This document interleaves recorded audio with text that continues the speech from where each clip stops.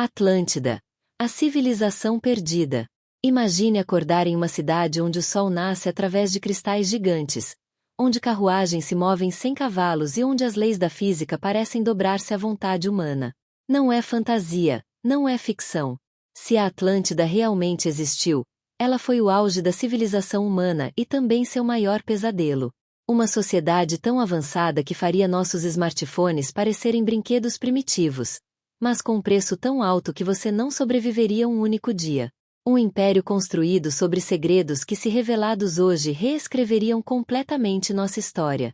E tudo começou com algo que a ciência moderna ainda tenta desesperadamente compreender: o desafio de Atlântida.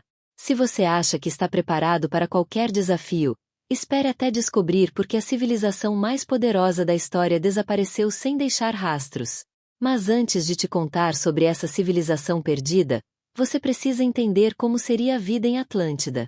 Imagine um mundo sem fronteiras claras, onde o mar ditava o ritmo da vida e não existiam GPS ou mapas digitais para te guiar. Uma época onde 5.000 anos atrás, enquanto os egípcios erguiam suas primeiras pirâmides e a escrita cunei apenas começava na Mesopotâmia, Atlântida já teria sido uma metrópole resplandecente. A controvérsia histórica. A maioria dos historiadores hoje ridiculariza a ideia, chamando-a de mito platônico. Mas evidências submarinas próximas a Santorini e estruturas misteriosas nas profundezas das Bahamas fazem arqueólogos rebeldes questionarem nossa timeline. E se Platão não estava inventando, mas preservando um relato real transmitido por sacerdotes egípcios, localizada possivelmente no meio do Oceano Atlântico ou talvez no Mar Mediterrâneo, Atlântida não seria apenas mais uma cidade-estado, seria o centro de uma rede comercial que controlaria rotas marítimas que nem os fenícios ousaram explorar. O domínio do mar lhes daria controle sobre recursos que nenhuma outra civilização poderia acessar. Aqui está o ponto crucial. 90% da população atlante não viveria nos palácios de cristal e ouro que os mitos descrevem. A maioria seria de pescadores, artesãos e trabalhadores comuns, vivendo em casas circulares de pedra nas periferias dos anéis concêntricos que formavam a capital. A vida cotidiana em Atlântida. Arion, o pescador. Você acordaria antes do sol nascer, como Arion, um pescador de 35 anos que todas as manhãs levava sua embarcação revestida de um metal leve e resistente, desconhecido para nós hoje, para buscar cardumes gigantes no oceano profundo. Meloura, a sacerdotisa. Enquanto isso, nas zonas centrais, a elite atlante viveria uma realidade completamente diferente. A Gine Meloura, uma sacerdotisa de 22 anos, acordando em seus aposentos de mármore azulado, banhando-se em água purificada por um sistema hidráulico que Paris só conheceria milênios depois, vestindo tecidos tão leves que pareceriam flutuar sobre a pele. Você não teria celular, mas teria algo potencialmente mais eficiente. O sistema de comunicação baseado em cristais sincronizados que permitiria enviar mensagens instantâneas através de vastas distâncias. Não existiriam carros, mas plataformas de transporte movidas por forças, que hoje chamaríamos de eletromagnetismo, levariam você pelos anéis da cidade a velocidades que fariam nosso metrô parecer uma tartaruga. Tecnologia e agricultura avançadas. E aqui está a parte mais fascinante e aterrorizante. Enquanto a maioria das civilizações antigas lutava para alimentar sua população, os atlantes teriam desenvolvido técnicas agrícolas tão avançadas que a fome seria praticamente desconhecida. Campos irrigados por canais concêntricos, estufas construídas com cristais especiais que amplificavam a luz solar e técnicas de cultivo que hoje estariam no auge da bioengenharia.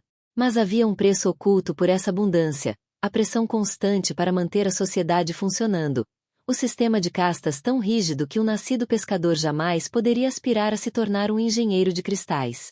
E mais importante, uma dependência total da tecnologia que tornaria qualquer pessoa moderna completamente despreparada para sobreviver ali.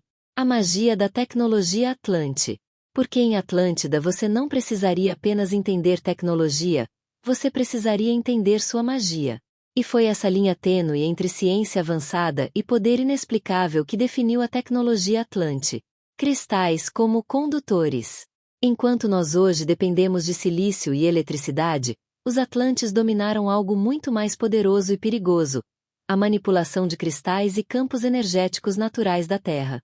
Não estamos falando de cristais místicos de lojas esotéricas, mas de condutores geométricos perfeitos que canalizavam energias que a física moderna ainda tenta compreender. Tecnologia orgânica. A tecnologia Atlante não era feita de metal e parafusos, era orgânica, fluida, quase viva. Imagine chegar em casa e suas luzes acenderem, não por reconhecimento facial, mas por reconhecerem sua própria frequência. Energética. Kion, o engenheiro. Kion, um engenheiro de cristais de 40 anos, não usava ferramentas como conhecemos. Ele sincronizava sua própria energia com os cristais através de técnicas respiratórias e mentais treinadas desde a infância. Um único erro de concentração poderia resultar em explosões devastadoras. Arquitetura revolucionária. Os edifícios atlantes desafiariam nossa compreensão de arquitetura. Construções de 30 andares sustentadas não apenas por suas fundações, mas por campos de força gerados por cristais mestre instalados nos subsolos. Paredes que mudavam de opacidade conforme a posição do sol, materiais que se autorreparavam absorvendo elementos do ambiente. Para você que está acostumado com concreto estático e vidro frágil, seria como entrar em um organismo vivo. A vida familiar e medicina. Habitação avançada. A família comum Atlante, como a de Elisha, uma curandeira de 37 anos, viveria em um ambiente que faria nossa casa inteligente parecer tecnologia de caverna. Sua moradia média teria controle preciso de temperatura e umidade sem dispositivos visíveis. A água purificada chegaria através de canais revestidos com minerais que não apenas transportavam, mas revitalizavam o líquido. O sistema de esgoto não apenas descartaria resíduos, transformaria tudo em fertilizante através de processos alquímicos que não deixariam odor ou contaminação. Medicina cristalina. Em seu centro de cura, Elisha não usaria medicamentos como conhecemos. Ela utilizaria câmaras de ressonância cristalina que realinhavam o campo energético do paciente. Ferimentos que hoje levariam semanas para cicatrizar seriam curados em dias. Doenças que hoje exigem cirurgias invasivas seriam tratadas com precisão, sem cortes. Mas esse conhecimento era rigidamente controlado pela casta de curandeiros. Compartilhá-lo com estrangeiros era punido com exílio ou morte. Descobertas proibidas. Mas a história mais extraordinária vem de Talen, um jovem aprendiz de 19 anos na Academia de Engenharia Cristalina. Durante seu terceiro ano de estudos, Talen descobriu acidentalmente que certos cristais, quando alinhados em padrões específicos, poderiam alterar a própria densidade da matéria. Objetos pesados podiam flutuar. Pedras tornavam-se maleáveis como argila. Ele levou sua descoberta ao Conselho de Sábios, sonhando com reconhecimento. Ao invés disso, foi alertado em termos graves para nunca mais pesquisar aquela linha de conhecimento. Por quê? Porque era exatamente essa tecnologia que permitia as maiores maravilhas de Atlântida e seu maior segredo: energia e transporte revolucionários. Energia pontual. As fontes de energia Atlantes fariam nossas usinas nucleares parecerem primitivas. Enquanto hoje debatemos sobre combustíveis fósseis versus energia renovável, os Atlantes teriam dominado o que só podemos chamar de energia pontual, a capacidade de extrair poder próprios pontos de convergência do campo magnético terrestre. Torres de cristal, estrategicamente posicionadas em linhas geodésicas, captavam e amplificavam essas energias. A civilização inteira funcionava sem fumaça, sem resíduos tóxicos, mas com risco constante e terrível. Transporte antigravitacional. O sistema de transporte Atlante era igualmente revolucionário. Não existiam rodas como base de locomoção. Em vez disso, plataformas de pedra polida deslizavam sobre trilhos de metal desconhecido, levitando ligeiramente acima da superfície. Não havia motor visível, apenas cristais pulsantes embutidos nas laterais. Os Atlantes não precisavam de combustível. Eles entendiam como manipular a gravidade. Essa mesma tecnologia permitia que embarcações marítimas cruzassem oceanos em dias, não semanas, desafiando ventos e correntes. Comunicação quântica. O sistema de comunicação seria o mais perturbador para nós. Modernos viciados em smartphones. Os Atlantes não precisavam de dispositivos para se comunicar à distância. Utilizavam cristais sincronizados. Quando você manipulava um, seu par reagia instantaneamente, não importando a distância. Mensageiros treinados codificavam informações através de sequências de toques e movimentos. Era como um telégrafo sem fios, funcionando através do que hoje chamaríamos de entrelaçamento quântico. O lado sombrio do progresso. Mas essa tecnologia maravilhosa tinha um lado sombrio. Quanto mais avançava, mais exigia a extração de minerais raros. Quanto mais poderosa se tornava, mais instabilidade causava nos campos energéticos naturais. E enquanto a elite aperfeiçoava novas maravilhas em seus laboratórios de cristal, algo terrível começava a acontecer nas profundezas da Terra, sob a resplandecente Atlântida. A tecnologia que elevou a civilização ao pináculo do poder seria a mesma que cavaria seu túmulo, e os primeiros sinais já estavam aparecendo ignorados por quase todos. E enquanto os laboratórios de cristal continuavam a criar maravilhas, os primeiros sinais de desastre já se manifestavam. Os primeiros sinais do desastre. Microtremores. Tudo começou com algo quase imperceptível, microtremores, não o suficiente para derrubar objetos das prateleiras, apenas o bastante para fazer a água dos canais ondular levemente. A maioria dos atlantes nem notava. Os poucos que percebiam recebiam a mesma resposta, tranquilizadora dos altos sacerdotes. Ajustes normais nos campos energéticos, nada com que se preocupar. Relato de Mercan. Mercan, um comerciante fenício de 45 anos, registrou em seu diário de viagem algo que os próprios atlantes haviam se acostumado a ignorar. Pela terceira noite consecutiva, luzes estranhas dançam sobre as torres de cristal. Os nativos dizem ser comum, mas seus olhares traem preocupação. Os animais estão inquietos. Pássaros migratórios partem fora de época. Algo na própria atmosfera parece carregado como antes de uma grande tempestade que nunca chega. Água contaminada. Os canais da cidade, outrora de um azul cristalino, começaram a exibir um brilho levemente esverdeado.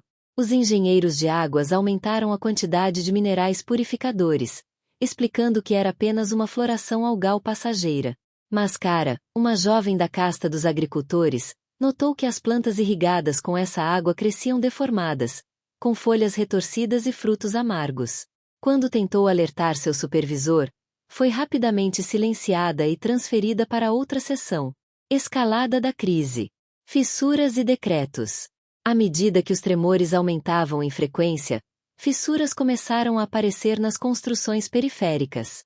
Nada estrutural, apenas rachaduras finas em paredes e pisos. A resposta oficial veio rápida. Um novo decreto ordenando que todos os edifícios fossem reforçados com ligas metálicas especiais, produzidas exclusivamente pela casta dos metalúrgicos. O custo um aumento de 30% nos tributos. As classes trabalhadoras, já sobrecarregadas, começaram a murmurar. O incidente do solstício. No 11º ano do reinado de Poseidones I, ocorreu o primeiro evento que não pode ser disfarçado. Durante uma cerimônia de solstício, com milhares reunidos na praça central, a grande torre de cristal do templo principal emitiu um pulso de energia tão intenso que estilhaçou todas as janelas num raio de meio quilômetro. Dezenas morreram, centenas ficaram feridos. A explicação oficial: sabotagem por espiões de reinos invejosos. Os portões da cidade foram fechados. O controle sobre a população intensificou-se. Sinais ignorados. Relato do pescador. Yaret, um pescador de 60 anos que passava mais tempo no mar do que na cidade, relatou para sua família algo perturbador. As correntes estão mudando. Onde antes navegávamos com segurança, agora existem redemoinhos. O fundo do oceano está se movendo. Seus relatos foram descartados como exageros de um velho. 2 semanas depois, seu barco não retornou. Doença dos mineiros. As tensões sociais escalavam junto com os fenômenos naturais. Os trabalhadores das minas de cristais, expostos diariamente às energias instáveis, começaram a adoecer com sintomas nunca antes vistos: pele descamando em placas brilhantes, visões alucinatórias, envelhecimento acelerado. Quando organizaram uma paralisação, a Guarda Real interveio com violência inédita. O evento foi apagado dos registros oficiais, mas as histórias se espalharam pelos becos e tavernas. A descoberta silenciada. No laboratório central, onde os mais brilhantes engenheiros trabalhavam, um jovem assistente chamado Vechor fez uma descoberta alarmante. Os cristais mestres, responsáveis pela estabilidade energética da cidade, estavam desenvolvendo fissuras microscópicas. Pior, estavam emitindo radiação nunca antes medida. Veshor apresentou suas descobertas ao Conselho Supremo e foi encontrado morto no dia seguinte, oficialmente por causas naturais. Seu relatório foi arquivado. A crise se intensifica. Os canais externos que conectavam os anéis da cidade ao oceano começaram a borbulhar com gases sulfúricos. Peixes apareciam mortos a centenas. A explicação oficial mudou 3 vezes em uma semana. Primeiro, uma floração algal tóxica. Depois, um derramamento acidental de resíduos de cristais.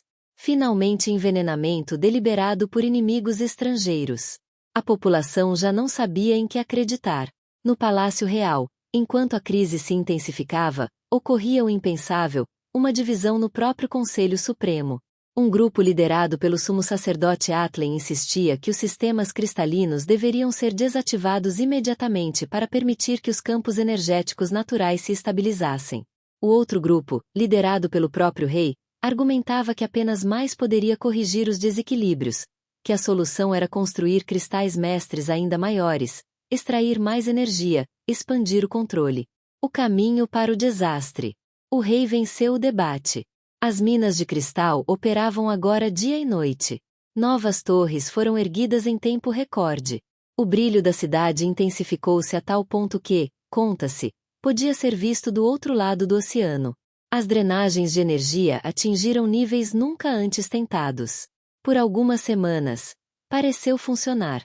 Os tremores diminuíram. As águas clarificaram. Um falso sentimento de segurança espalhou-se.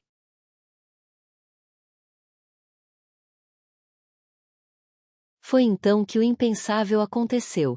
Na mina mais profunda, enquanto extraíam um cristal de tamanho sem precedentes, os trabalhadores perfuraram uma câmara oculta. O que encontraram lá nunca foi oficialmente registrado. Testemunhas falaram de um abismo que parecia não ter fundo pulsando com luz própria. Outros mencionaram estruturas que pareciam mais antigas que a própria Atlântida. O buraco foi selado imediatamente e guardas armados posicionados. 3 dias depois, o maior terremoto já sentido sacudiu a cidade inteira. Esta não era mais uma crise que poderia ser escondida ou controlada. Era o início do fim. A catástrofe que definiria a Atlântida para sempre estava prestes a se desenrolar em toda sua fúria implacável. O cataclismo. 4h13 da manhã. Aquele terremoto não foi apenas um evento natural.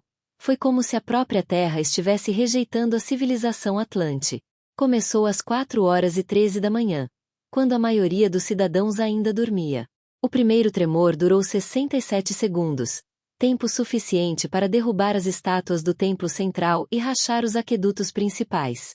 Mas isso foi apenas o prelúdio do horror. 4h27 da manhã.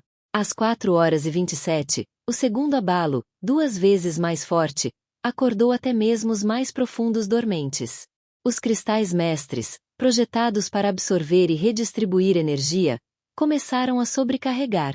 Testemunhas descreveram o céu noturno iluminado por raios de luz azul e vermelha, disparando das torres para as nuvens.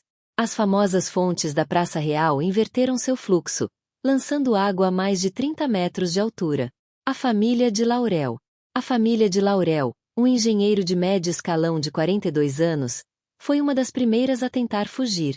Acordou seus 2 filhos e esposa, agarrou uma bolsa com cristais de emergência e documentos importantes e correu para a plataforma de transporte mais próxima. Mas os sistemas já estavam falhando. As plataformas, normalmente silenciosas e eficientes, oscilavam perigosamente ou não se moviam. Vamos a pé, gritou para a família enquanto o chão tremia sob seus pés. Nunca chegaram aos portões externos. 5h09 da manhã. Às 5h09, o terceiro e mais devastador tremor atingiu. Durou 3 minutos e 18 segundos. Tempo suficiente para que o anel externo da cidade, onde viviam mais de 60 mil pessoas, literalmente afundasse 2 metros. A água do mar invadiu bairros inteiros em ondas de 4 metros de altura. Os gritos podiam ser ouvidos até no Palácio Central. A destruição se intensifica. O Templo da Luz. No Templo da Luz, O sumo sacerdote Atlen e 12 de seus mais leais seguidores tentavam desesperadamente estabilizar o cristal mestre central, uma peça de 7 metros de altura que pulsava erraticamente, alternando entre um brilho ofuscante e uma escuridão total. Os campos estão invertendo, gritou um dos técnicos. É como se a própria Terra estivesse puxando a energia de volta. Momentos depois, o cristal mestre explodiu, vaporizando instantaneamente todos no templo e lançando estilhaços energizados que cortaram como navalhas qualquer um num raio de 200 metros. Pânico nas docas. Enquanto isso, nas docas, cenas de pânico absoluto se desenrolavam. Milhares tentavam embarcar em qualquer coisa que flutuasse. Barcos projetados para 20 pessoas afundavam com 100 a bordo. Guardas inicialmente tentaram manter a ordem, mas logo abandonaram seus postos para salvar suas próprias famílias. Em meio ao caos, atos de extraordinária coragem. Um capitão idoso, Mercon, de 67 anos, conseguiu organizar o embarque ordenado de quase 300 crianças. Em 10 embarcações diferentes, garantindo que cada uma tivesse pelo menos um adulto capaz de navegá-la. Ele mesmo ficou para trás. O fim de Atlântida. Às 7h22, a primeira grande erupção ocorreu não de um vulcão tradicional, mas de uma fissura que se abriu no próprio centro da cidade, onde antes ficava o majestoso Palácio Real. Uma coluna de fogo, cinzas e vapor subiu a mais de 1 quilômetro de altura. A temperatura no centro da cidade subiu tanto que o metal decorativo das estátuas derreteu. Pessoas morreram apenas por respirar o ar superaquecido.